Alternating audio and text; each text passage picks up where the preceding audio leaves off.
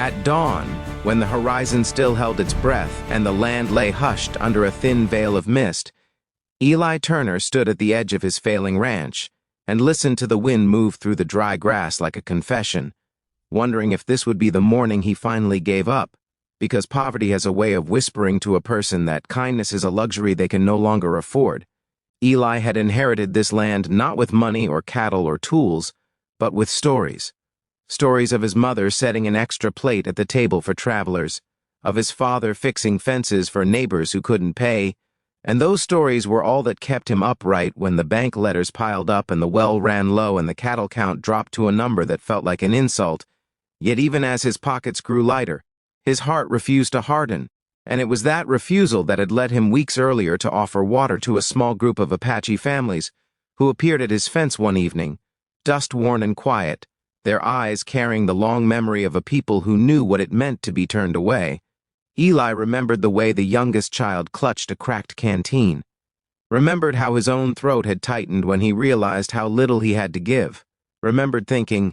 "If I give them water, there may not be enough for me," and remembered choosing to give anyway, because sometimes a man chooses not based on what he has, but on who he wants to be. He led them to the well, apologized for the rusted pump, and listened as the water gurgled up like a promise, and he did not ask their names or their reasons, because dignity needs no interrogation, and when the women thanked him, their voices carried a calm that felt like rain on scorched ground. Over the following days, more came. An elder with a walking stick, a hunter with a limp, a mother with twins tied to her back, and each time Eli shared what he could, a sack of beans, a corner of shade, a place by the fire, and each time he told himself this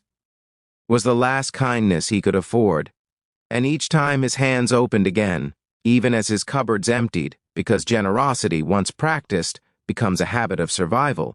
The unexpected turn came one night when a sudden storm tore across the plains, splitting the sky with thunder and flattening a section of Eli's fence. And as he ran to secure the cattle, he saw figures moving with purpose through the rain. Apache men and women bracing posts, guiding calves, working without being asked, their movements synchronized like a remembered song. And when the storm passed, the fence stood stronger than before, and Eli stood trembling not from cold, but from the realization that kindness, when given freely, often returns disguised as community. Weeks later, as winter pressed closer, and the bank's final notice lay heavy on the table, Eli made a choice that felt like both surrender and hope. He opened the ranch as a place of rest, not ownership, telling anyone who asked that the land was tired and needed people to care for it. And word traveled faster than he could have imagined, carried by footsteps and fireside stories, until the night before the dawn that would change everything. Eli slept poorly, haunted by the fear that he had given too much, that he had been foolish in a world that rewards hardness. And just before morning, he rose to the sound of a distant hum, low and steady, like the earth clearing its throat. He stepped outside and froze, because the valley before him was alive with movement, torches flickering like a constellation fallen to the ground, horses shifting, children whispering, elders standing tall, and as the first light crept over the hills, he saw them. 1,000 Apache men, women, and children gathered not in anger, not in demand, but in gratitude, their presence both gentle and overwhelming, and Eli's knees buckled under the weight of it, because he understood then that his small acts had not been small at all. An elder stepped forward, her hair silvered by time, her eyes bright with something that felt like joy, and she spoke of a ledger older than banks, a ledger of memory where kindness is counted and repaid. And she told Eli that when a man opens his hand to strangers, he opens a future he cannot yet see, and at her signal, the people moved as one, repairing, planting, mending, building, and the ranch transformed before Eli's eyes, fields cleared, wells deepened, shelters raised, not as charity but as kinship. Because they did not come to take his land, they came to return it to life. The emotional climax swelled as Eli realized he was no longer alone, that his poverty had been a doorway rather than a dead end,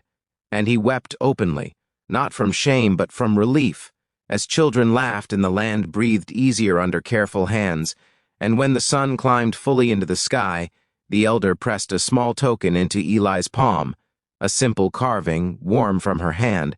and said that wealth is not what you keep, but what you circulate. And as the day unfolded into shared meals and shared work, Eli felt something shift inside him,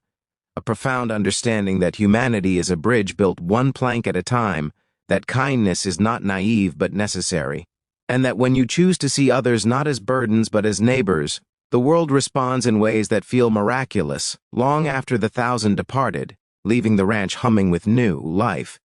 Eli would tell the story not as a tale of being saved, but as a lesson learned, that dawn is generous to those who are generous first, that compassion multiplies beyond measure, and that hope, when given room, gathers people from every direction to stand together in the light.